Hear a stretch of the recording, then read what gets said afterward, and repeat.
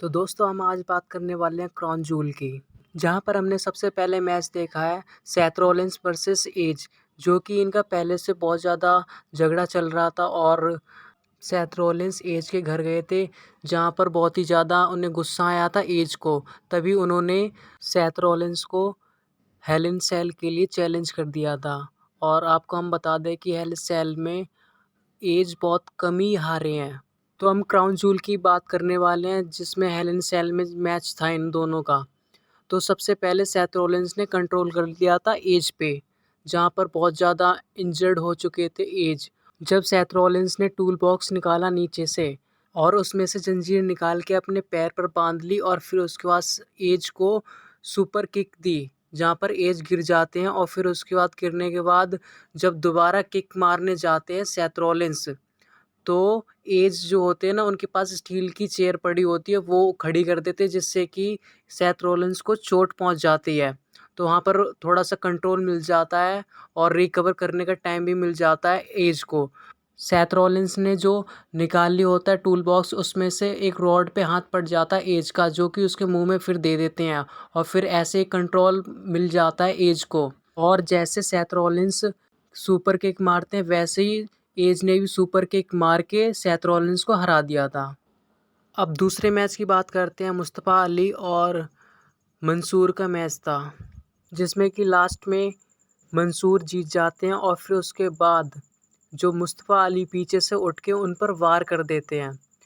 फिर उसके बाद एक ऐसा शख्स आता है जो कि पूरे मुंह पे कपड़ा बांध के आता है, जो कि पता ही नहीं होता कौन है। फिर जब वो रिंग में आ जाता है, फिर जब उसे एक किक मारता है मुस्तफ़ा अली को, फिर उसके बाद जब वो अपने मुंह से कपड़ा हटाता है, फिर पता चलता है कि मंसूर का वो दोस्त होता है। तो अब बात करेंगे हम रैंडी ऑर्टन और रिडल वर्सेस एज स्टाइल और ओमस। पहले तो दोनों का मैच अच्छा चलता रहता है। जब एज स्टाइल रिंग में आते हैं तो बहुत ज़्यादा वो पिट जाते हैं, तो फिर वो ओमस को बुलाते हैं, ओमस को टैग देते हैं। तो ऐसे ही टैग उसे ओमस को देने के बाद फिर वो बोलते हैं कि मेरे से ये होगा नहीं, तू ही ओमस जा और इन्हें हरा के आ। जब लास्ट में मैच ख़त्म होने वाला होता है तो रिडल कमाल कर देते हैं, क्योंकि वो बहुत ज़्यादा एनर्जेटिक हो जाते हैं और एज स्टाइल को हरा देते हैं। तो अब बात करते हैं किंग ऑफ द रिंग, जो कि मैच था फिन बैलर वर्सेस एक्सवियर वुड्स का, जहां पर हमें लग रहा था कि फिन बैलर जीत जाएंगे, पर ऐसा हुआ नहीं। वहां पर फिन बैलर पता नहीं कैसे हार गए और एक्सवियर वुड्स जीत गए। वो बन गए थे क्राउन जूल के किंग ऑफ द रिंग।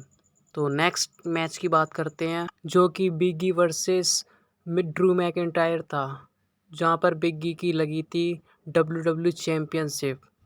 पहले तो ड्रू मैकिंटायर ने अच्छा कंट्रोल कर लिया था बिग्गी पर, लेकिन बिग्गी ने उन्हें लास्ट में हरा दिया और ड्रू मैकिंटायर देखते रह गए बिग्गी को अपनी WWE चैम्पियन ले जाते हुए।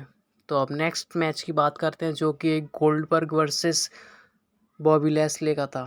तो हम पहले आपको बता दें, गोल्डबर्ग बहुत ज़्यादा बॉबी लैस्ले पे गुस्सा थे, क्योंकि जो एक मैच हुआ था 2 महीने पहले, वहाँ पर गोल्डबर्ग के लड़के को बॉबी लैस्ले ने मारा था, इसलिए गोल्डबर्ग बहुत ज़्यादा गुस्सा थे बॉबी लैस्ले पर। पहले तो कंट्रोल कर लिया था बॉबी लैस्ले ने गोल्डबर्ग पे और उनके पैर को इंजर्ड भी कर दिया था। उसके बाद भी गोल्डबर्ग हारे नहीं और उन्हें लास्ट में स्पेयर दे के हरा देते हैं बॉबी लैस्ले को। तो अब बात करने वाले हैं उस मैच की, जिस मैच का आपको बहुत ज़्यादा इंतज़ार था, Roman Reigns versus Brock लेसलर।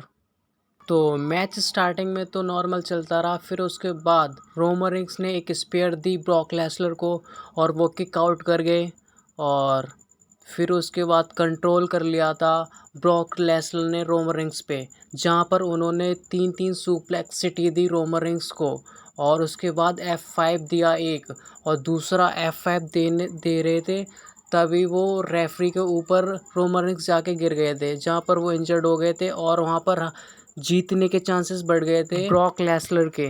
Brock लेसलर जब रेफरी को देखने लगे थे तो उसे चोट लग गई थी।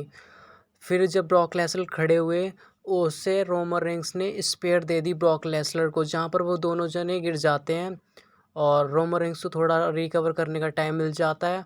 और फिर उसके बाद पॉल हेमन जहाँ पर खड़े होते हैं वो बीच में यूनिवर्सल चैम्पियन डाल देते हैं। ब्रॉक लेसनर जब देखते हैं यूनिवर्सल चैम्पियन को तो ब्रॉक लेसनर उसे उठाते हैं। रोमन रेंस भी उस बेल्ट को पकड़ लेते हैं। उसी समय जय उसोस आ जाते हैं और जहाँ पर ब्रॉक लेसनर को सुपर किक लगाते देते हैं और जो यूनिवर्सल चैम्पियन वो नीचे गिर जाती है और रोमन रेंस उठा के उसके सिर पर मार देते हैं और उसके बाद लास्ट में अपना स्पेयर लगा के ब्रॉक लेसनर को हरा देते हैं। और हम आपको बता दें पॉल हेमन ने क्या कहा था रिपोर्टर से। उन्होंने जब पूछा था कि पॉल हेमन से कि आप किसकी साइड हो आप, तो पॉल हेमन ने जवाब दिया कि जहाँ पर यूनिवर्सल चैम्पियन जाएगी मैं उसी के साथ जाऊँगा। लेकिन हमें लास्ट में देखने को मिलता है जैसे कि वो ब्रॉक लेसनर के साथ थे, क्योंकि उनका चेहरा लटक गया था जब रोमन रेंस जीते थे। फिर वो वहाँ से चले जाते हैं जीत के रोमन रेंस। आज की वीडियो में गाइस इतना ही। अब मिलेंगे अगली वीडियो में। वीडियो पसंद आई तो लाइक कर देना और नई वीडियो देखने के लिए चैनल को सब्सक्राइब कर देना और कमेंट करके बताना गाइस वीडियो कैसी लगी आप लोगों को।